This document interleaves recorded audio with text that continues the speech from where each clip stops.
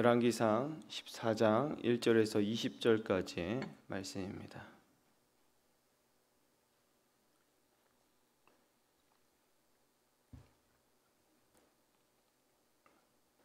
열왕기상 14장 1절에서 20절까지의 말씀 찾으셨으면 저 한 절씩 교대로 봉독하도록 하겠습니다. 그때에 여로보암의 아들 아비야가 병든지라.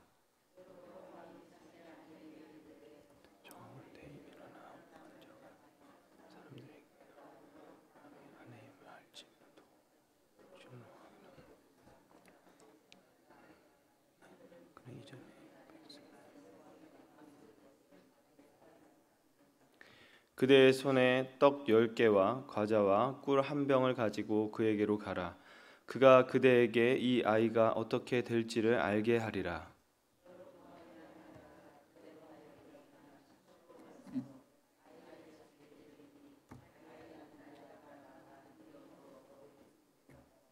여호와께서 아이에게 이르되 여로보암의 아내가 자기 아들이 병들었으므로 내게 물으러 오나니 너는 이러이러하게 대답하라. 그가 들어올 때에 다른 사람인 채 함이니라.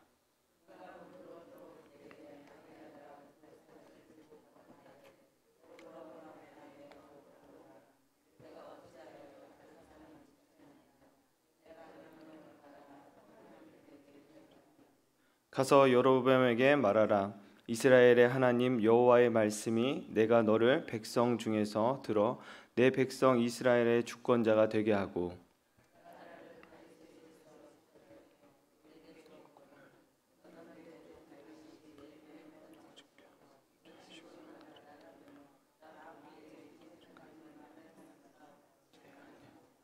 내 이전 사람들보다도 더 악을 행하고 가서 너를 위하여 다른 신을 만들며 우상을 부어 만들어 나를 노엽게 하고 나를 내 등 뒤에 버렸도다.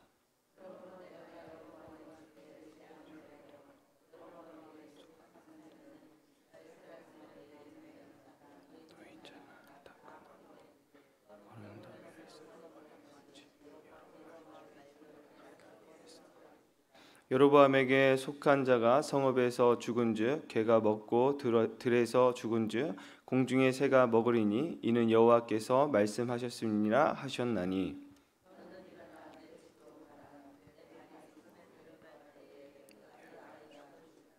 온 이스라엘이 그를 위하여 슬퍼하며 장사하려니와 여로보암에게 속한 자는 오직 이 아이만 묘실에 들어가리니 이는 여로보암의 집 가운데서 그가 이스라엘 하나님 여호와를 향하여 선한 뜻을 품었음이니라.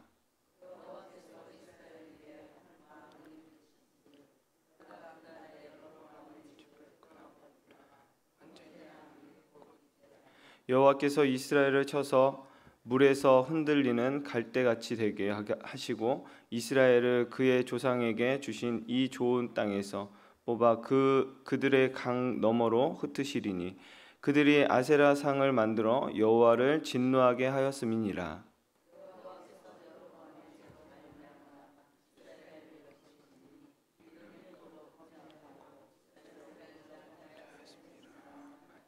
여로보암의 아내가 일어나 다시 다르사로 돌아가서 집 문지방에 이를 때에 그 아이가 죽은지라.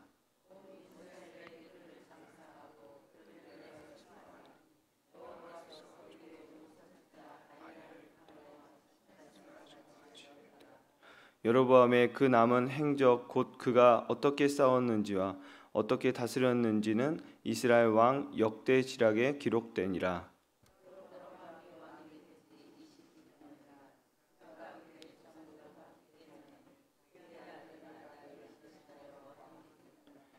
아멘.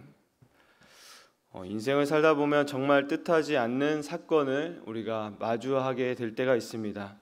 오늘 말씀 속에서도 뜻하지 않는 사건을 만나게 되는 주인공을 볼 수 있는데요. 잘 아시다시피 여로보암입니다. 그는 왕이었습니다. 큰 권력도 재력도 여러 가지 할 수 있는 많은 것들이 있었던 왕이었습니다. 그러나 그가 가진 힘으로도 이 사건을 해결할 수 없었습니다. 인생에 뜻하지 않은 사건을 만났던 여로보암, 그는 그 문제 앞에 어떻게 반응했을까요? 오늘 이 말씀을 통해 알아가기 원하는데요. 본문 1절을 함께 보시면 그때에 여로보암의 아들 아비야가 병든지라. 그러니까 여로보암의 아들이 큰 병에 지금 걸린 겁니다. 아마도 이제 죽음을 앞두고 있던 중한 병에 걸린 자녀였던 것 같습니다. 여러분, 이제 자녀가 작은 감기에만 걸려도 열이 올라서 힘들어하는 그 모습을 보면은 부모인 저희들이 보았을 때는 마음이 너무나도 고통스러운데, 죽음을 앞두고 있는 병든 자녀라면 하늘이 무너지는 것처럼, 아니 우리의 목숨을 바쳐서라도 어떻게 해서라도 살리고 싶은 마음들이 간절할 것입니다. 오늘 여로보암도 예외가 아니었습니다. 여로보암은 자녀의 뜻하지 않는 병으로 인해서 마음이 많이 아팠던 것 같습니다. 그래서 자신의 아내로 하여금 실로에 있는 선지자 아이야라는 선지자를 찾아갑니다. 그래서 이 아들의 병을 어떻게 될지 물어보도록 시킵니다. 그런데 이 선지자를 찾아갈 때 모든 것을 숨기고 찾아가게끔 하지만 하나님은 아이야의 선지자에게 이 모든 것을 또 알려주셨습니다. 즉 하나님을 속일 수가 없었다는 것이죠. 그래서 아이야의 선지자는 여로보암의 아내에게 아들의 병으로 인해서 주시고자 했던 하나님의 말씀을 주십니다. 8절 9절 말씀을 다시 한번 읽어보도록 하겠습니다. 시작. 나라를 다윗 집에서 찢겨내어 내어주거늘 너는 내 종 다윗이 명령을 지켜 전심으로 나를 따르며 나 보기에 정직한 일만 행하였음과 같지 아니하고 내 이전 사람들보다도 더 악을 행하고 가서 너를 위하여 다른 신을 만들며 우상을 부어 만들어 나를 노엽게 하고 나를 내 등에 버렸도다. 하나님께서 여로보암에게 하나님의 뜻을 따르지 않고 또 우상 숭배하고 죄를 지었다라고 말씀하고 있습니다. 이것은 하나님이 나에게 등을 돌리는 일이었다라고 분명히 말씀해 주시는 메시지로 전하게 됩니다. 그러면서 하나님은 여로보암에게 한 가지 기준을 제시해 줍니다. 그것이 뭐냐면 이렇게 돌아와라. 그러면 다시 살게 될 것이고 회복하게 될 것이다 라는 그런 기준을 주십니다. 그게 바로 다윗과 같이였습니다. 다윗과 같이 돌아오라. 하나님의 또 뜻을 온전하게 지킬 수 있는 기회를 주시는 것입니다. 우리가 사람의 생각으로는 하나님의 뜻을 온전히 헤아리기에는 정말 부족한, 정말 너무 열악한 그런 이성을 갖고 마음을 가졌습니다. 그러나 하나님은 친절하게도 우리가 따라갈 수 있는 명백한 그 기준을 제시해 줍니다. 여로보암에게 주신 그 기준, 다윗과 같이 돌아오라.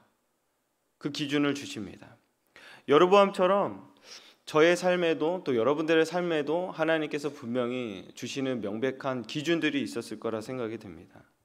저 또한 이제 하나님을 떠나서 뭔가 이룰 수 있을 것 같은 그 젊은 날들을 생각해 보았을 때 점점 사방이 막히기 시작하였습니다. 희망조차 보이지 않았고 그 시기에 하나님께서 이제 필리핀으로 저를 콜링해 주는 그런 사인이 있었습니다. 오늘 여로보암처럼 다윗과 같이 돌아오라 라는 그런 사인이 있었습니다. 그리고 저를 콜링하신 그 목사님을 통해서 저에게 해주셨던 말씀이 이제 고만하고 돌아와라 라는 그런 말씀이었습니다. 방황하는 시점에 아직 다 청산하지 못하는 빚이 있었고 해결해야 할 학자금과 여러 가지 걸려있는 것들이 많았는데 하나님은 지속적으로 하나님의 사람을 통해서 돌아오라 라는 메시지를 주셨습니다.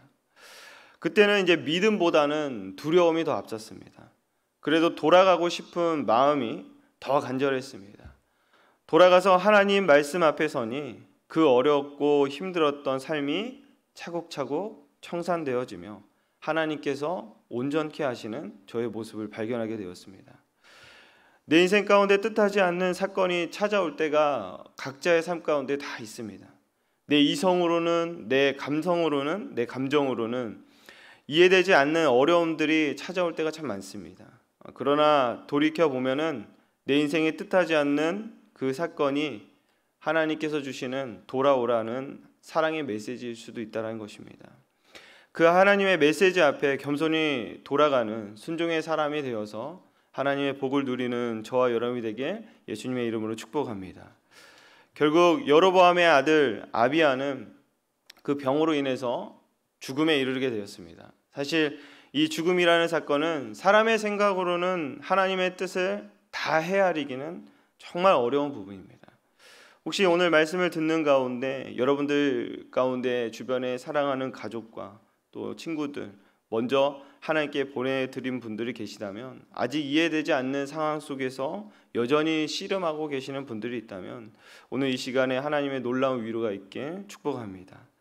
여로보암의 아비야가 죽으면서 13절 말씀에 보니 온 이스라엘이 그를 위하여 슬퍼하며 장사하려니와 여로보암 속에 속한 자는 오직 이 아이만 묘실에 들어가리니 이는 여로보암의 집 가운데서 그가 이스라엘 하나님 여호와를 향하여 선한 뜻을 품었습니다. 말씀하고 있습니다. 오늘 이 말씀을 보니까 이 아이야의 죽음이 한 개인의 죽음으로 생각했을 때는 저주인 것 같고 화인 것처럼 보이지만, 오히려 성경은 그 아이의 죽음, 그 아이야의 죽음을 축복이다라고 말하고 있습니다. 왜 성경은 아비야의 그 죽음이 아픔이 아니라 복이라고 말씀했을까? 생각해 본다면, 아이야 입장에서 생각해 보면 아이야는 유일하게 여로보암의 가문 가운데 하나님의 뜻대로 살았던 귀한 인생이었습니다. 그런데 이제 그가 심각한 병을 얻게 된 거죠. 만약 그것이 우리에게 찾아온 것이라면 대부분 하나님 왜 저입니까? 저에게 왜 어려움이 생긴 겁니까? 도대체 이유가 무엇입니까? 더 나아가서는 나는 하나님을 잘 섬기는 사람인데 왜 나에게 이런 어려움을 허락하셨습니까? 라고 물을 수 있습니다. 사실 잘 이해하기는 어렵습니다. 내가 감당하지 못할 사건과 문제 앞에서 마음이 많이 아프고 무너지는 것 같습니다. 그래서 하나님께 섭섭한 마음이 들 때도 있는 것 같습니다. 하나님 나에게 왜 이런 어려움을 주시는 건가요? 제 생각으로는 도저히 이해할 수가 없습니다. 이런 질문 가운데 우리는 성경을 통해 분명한 사실을 생각할 수 있습니다. 여러분, 예수님께서도 이러한 똑같은 경험을 하셨다는 사실입니다. 예수님만큼 하나님께 순종했던 분은 없으셨죠. 그럼에도 불구하고 예수님은 십자가의 자리까지 나아가셨습니다. 정말 순종하기 어려웠던 십자가의 자리까지 예수님은 순종하며 나아가셨습니다. 또 우리의 믿음의 많은 선배님들이 나아갈 수 없는 자리까지 나아간 모습을 우리가 성경을 통해서 볼 수 있습니다. 특히 우리가 잘 아는 손양원 목사님의 삶을 보면은 누구보다 헌신했지만 뜻하지 않게 사랑했던 두 아들을 처참하게 잃어야 했던 경험까지 했었고, 당신도 그 어려운 순교의 자리까지 나아가게 되었던 모습을 우리가 잘 알고 있습니다. 사랑하는 여러분, 우리가 믿음으로 하루하루 살아가고 있지만 하나님의 또 뜻대로 살아가려고 발버둥 치지만 우리의 인생 가운데 찾아오는 그 어려움은 우리가 어떻게 받아들여야 되겠습니까? 예수님의 모습을 보고서 우리가 따라가길 소망합니다.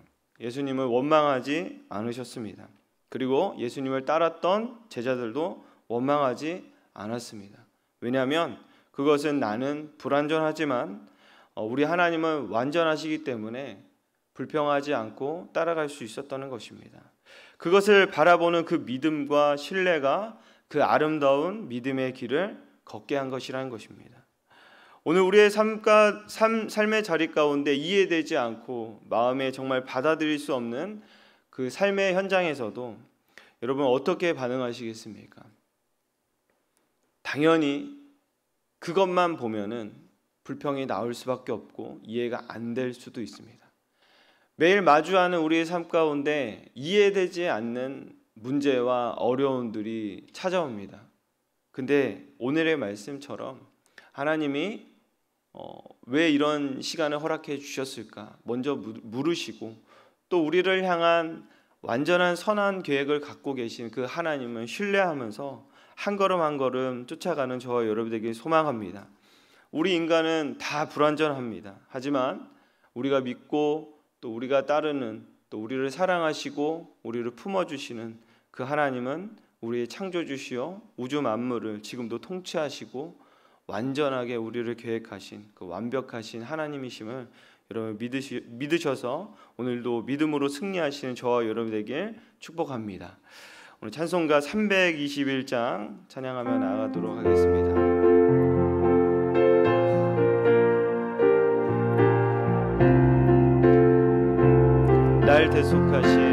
날 대속하신 주께 내 생명 모두 드리니 늘 진실하게 하소서. 내 구주 예수여 나 구주 위에 살리라. 내 기쁨 한량 없으리. 내 갈 길 인도하소서. 내 구주 예수여 날 구원하신 예수를 일평생 의지하오니 날 영접하여 주소서. 내 구주 예수여 나 구주 위에 살리라. 내 기쁨 한량 없으리. 내 갈 길 인도하소서. 내 구주 예수여 주 십자가에 달리사 날 자유하게 했으니 내 몸과 마음을 주 위에 다 쓰게 하소서. 나 구주 위에 살리라. 내 기쁨 한량 없으리. 내 갈 길 인도하소서.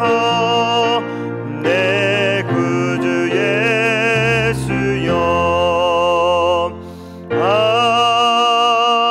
아멘. 우리 시간에 다 같이 기도함으로 나가도록 하겠습니다. 주님, 뜻하지 않는 사건 앞에 마음이 찢겨지고 하늘이 무너질 것처럼 아플 때가 있습니다. 하나님을 따라 순종하는 삶을 살았는데도 이런 일이 있다는 것이 나의 짧은 이성으로 이해하기는 참 어렵습니다. 그러나 오늘 말씀을 붙잡고 하나님 앞에 나아갑니다. 주님, 마음을 깨닫게 해주시고 하나님의 일하심과 섭리를 발견할 수 있는 은혜를 더하여 주시옵소서. 하나님은 실수가 없으신 분임을 인정하게 하시고 끝까지 신뢰하는 믿음으로 살아갈 수 있도록 우리의 마음을 붙잡아 달라고 이 시간에 다 같이 주여 한번 외치고 기도하도록 하겠습니다. 주여, 하나님 오늘 이 새벽에도